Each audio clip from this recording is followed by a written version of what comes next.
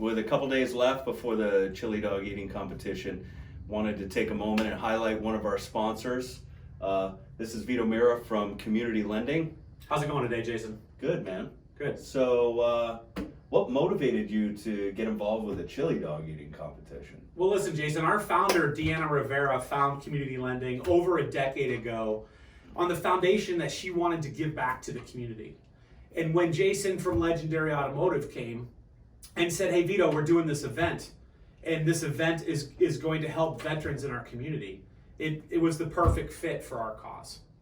Actually, Community Lending has helped us in the past with car giveaways that we do within the community. So, just amazing amount of help that they've given us and given the rest of the community.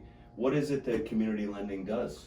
So our main line of business is home ownership. Home ownership for people who are buying a primary residence, a second home, or even an investment property here in Southwest Florida.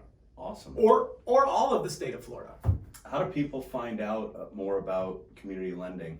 So you can visit us on our website, which is just www.communitylendingfl.com, or you could call our office directly at 239-333-4684. You're also expanding and looking to hire some people right now? We are always looking to hire, some of the best loan officer talent in Florida.